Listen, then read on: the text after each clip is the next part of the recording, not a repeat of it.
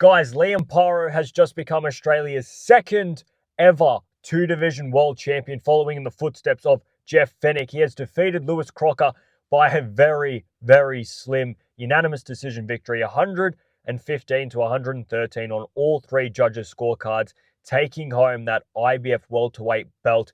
A brilliant performance by Liam Paro, a very, very high-octane, high-level fight between these two guys, but Liam Paro gets the nod on the night. It was one of those fights that I do think that if we saw this exact fight happen in Ireland, it probably goes the other way. That's how close this fight was. For me personally, I have my scorecard up on the screen right now. I had it 114 to 114. I tried to watch it as best as non-biased as possible, which can be hard, when you definitely have a bias towards one fighter, but you're trying to not be biased. Sometimes the bias goes the other way, but I did have it 114 to 114, as you can see. I gave the first 4 rounds to Liam Paro. There was no question in that for me.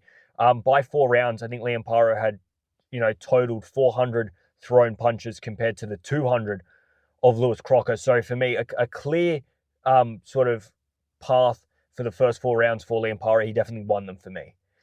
But then we start getting into the questionable rounds. You can see on my scorecard the few rounds that I actually gave. They'll have an asterisk next to them, which ones I thought were swing rounds. But for me, it was 4 rounds to Liam Paro, followed by 2 rounds to Crocker, followed by 1 round to Paro, followed by 2 rounds to Crocker, followed by 1 to Paro, and finally 2 to Lewis Crocker. So as you can see, 6-6. I hope I counted that right. I'm just doing it off my head. I might have gave an extra 2 and a 1. If I did, apologies, but you know what I mean. It's up on your screen anyway. Liam Paro, for me, what was the difference in that fight for me between Liam Paro and Lewis Crocker was Liam Paro's slickness, all right? His boxing ability, which I said coming into the fight, Liam Paro is the better boxer. He is the more accomplished boxer. He is the better overall boxer, and he showed that tonight. He was quicker with his punches. He was more precise. He was throwing good, clean, crisp combinations, and then he was able to pivot away from Lewis Crocker. He was able to keep the distance, especially early. When Lewis Crocker got in too close, he was, smart enough to say, all right, let me hold on here. Let me make the referee intervene. Let's get that separation again. And then it was back to boxing. Then it was back to 3, 4, 5, 6 punch combinations, using that left hand effectively for uppercuts and straight lefts when, at the end of his combinations. And it was a brilliant performance by Liam Paro. But as the fight went on, the more Lewis Crocker grew into it. And I think Lewis Crocker's biggest problem in this fight was the slow start. He can't afford in a fight, and you know what? He didn't. All right. It lost him that fight. Being such a slow starter cost him. You look at that fight and you look at his fight against Paddy Donovan. I mean, in that Paddy Donovan fight, it was almost reverse. Lewis Crocker did all his good work in the first 6 rounds and then fell asleep for the second half of this fight. In this fight, he almost came in asleep and then sort of woke up halfway through it. And that's not to discredit Liam Paro at all. I think Liam Paro's game plan coming into the fight was excellent. He knew exactly what he had to do. He had to stay away from Lewis Crocker. He had to outbox him. He had to piece him up. And he did exactly that. And it was very skillful. It was very crisp. I loved the pivoting in and out of the pocket every time Lewis Crocker got close. He was able to land his combinations and then pivot away, circle away, get away from Lewis Crocker. And Lewis Crocker, a guy that we know he has power. And coming into the fight, it was always, can Liam Paro, after that David Popo performance, handle the power of Lewis Crocker? But I think Lewis Crocker came in here believing the same thing. All right, we all thought that if Lewis Crocker lands that big punch, Liam Paro might not be able to take it. But Lewis Crocker did nothing to set that punch up. All night it was, let me walk you down, let me walk you down, let me try and march you down, and then at the end of it, I'm going to throw my big punch and it's going to land.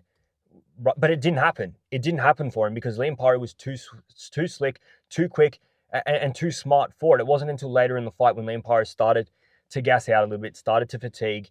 All right, the jab wasn't as strong. He wasn't able to move around as much, and Lewis Crocker was able to close that distance, and he was more active. Of course, he was more active. He was letting his hands fly. He was throwing some combinations, and that right hand, straight right, was getting through. That left hook was getting through.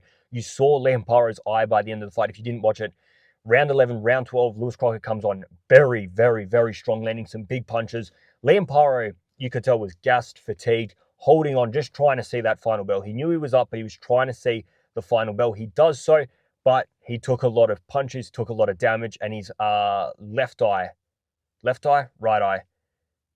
Now I'm just trying to remember it in my head. One of his eyes is going to be up on your screen. I'll put a picture up there anyway. Cut completely, all right? Blood spearing absolutely everywhere, especially for that 12th round. So Liam Paro did very well to hold on and see that final bell because Lewis Crocker came on very, very strongly at the end. But the fact that Lewis Crocker waited until, 5, 6 rounds in to win his first round, you can't be doing that in a fight against such a good boxer in Liam Paro. And for Liam Paro, he is now a 2-division world champion. You know what? He puts on a war. He wins his world titles the hardest way possible. I mean, we all saw when he went to Puerto Rico and beat Subriel Matias for that world title. That was a brutal and tough fight for Liam Paro. Loses it just to Richards and Hitchens, another fight that he had to travel for. This one here, he's the challenger. I know he's on home turf, but he's the challenger. And another tough fight against a big hitter. I still do think Liam Paro is small for this weight, but his speed, his slickness, and his boxing IQ is going to carry him through. And that's what carried him through tonight. It was the ability to not get hit. All right. For a lot of that fight, Lewis Crocker was searching for that big punch, and he did land it a few times. But by that time, I think Lewis Crocker had lost that real, oomph in those punches. The power just wasn't there in the later rounds as it would have been in those first few rounds. But Liam Paro was so good and so quick and knew what he had to do early, stayed away from those big punches, and he did it very, very well. What's next for Liam Paro? Look, he's in a glamorous division, and it's great for Australian boxing. The division that he's in, there's big fights to be had, whether it's unifications, whether it's not. I mean, the unified titles would be against people like Rolly Romero, Devin Haney, Ryan Garcia, people that aren't champions. You've got Teofimo Lopez, who's apparently taking on Rolly Romero. I'm happy to see him take on basically anybody. Brian Norman Jr., I don't mind who it is, apart from one name that I do keep hearing, and it does sound the likely one, and that's Manny Pacquiao. Manny Pacquiao is past it, and in my opinion, I think that there is bigger, better fights and a better way to create a legacy than beating up the Manny Pacquiao that we're going to see now. You go into a fight against Manny Pacquiao, you look really, really good. It's, oh, Manny Pacquiao's old. If you look really, really bad, it's Manny Pacquiao still got it, and all the headlines about him. Sort of like the Mario Barrios one. That was a draw. Mario Barrios holds on to his world title, but it was all about Manny Pacquiao. If Mario Barrios had knocked him out in the first round, it was, well, he's past it. He's done. It's finished. And that's the problem we have with that. I think there's bigger and better fights, and there's fights that I'd prefer to see Liam Paro win than the Manny Pacquiao one. Obviously, there's so much money behind a Pacquiao fight. In Australia, he's a big name. He's still a big name. He's still a big draw. So that's the one that they're going to have their eyes on. It's the easiest fight to make. It'd be very difficult to get a Ryan Garcia, a Teofimo Lopez, a Rolly Romero, a Devin Haney to fly out here. Obviously, Devin Haney's done it before, but Devin Haney was trying to get the belts off of George Kambosos Jr. Right now, Devin Haney has his own belt, and he has his eyes set on big fights against people like Shakur Stevenson, like Keyshawn Davis, and these people alike. But there are so many names in this division. I probably don't want to see it to be Manny Pacquiao, but it's probably the most likely. In terms of the fight tonight, a very, very good performance by Liam Paro, 115 to 113, becoming the second Australian to do it in 2 divisions. Him and Jeff Fenech. The question is he now Australia's pound-for-pound number 1? Definitely an argument. It's him or Jaya Pattaya. And guess what? Liam Paro has now done it in 2 divisions. So that is hard to beat. Obviously, you got Jaya Pattaya, the lineal champion at cruiserweight, the ring champion at cruiserweight. All right, those wins over Maris Breidis speak for themselves. But I think 2 divisions is special. I think 2 divisions is something that does make you that pound-for-pound number 1. Excellent performance by Liam Paro. I'm impressed. I doubted him whether he could take the punches. I do think he took the punches a lot better tonight than he did against David Pepot. And you'd say Lewis Crocker hits better than David Pepot. So I do think he's getting better and better at this weight. He's getting more accustomed. It's going to be easier for him. Obviously, IBF helps because you don't worry about your opponent going up too many pounds. Sorry about that. Those lights just went out. That's sick. You don't have to worry about your opponent getting up too big, especially for Liam Paro, who is a small fighter in the division, I still believe. I think if he goes in there against Devin Haney, against Ryan Garcia, he's going to look quite small. Brian Norman Jr., Keyshawn Davis, they're going to look massive compared to him. But if you're able to be that slick, you're able to be that quick, you're able to box like that, you can afford sometimes to be the smaller one. But you always got to keep your eyes open, and you got to keep thinking throughout that fight. There's no time to rest, because you rest for a second and you eat a big punch.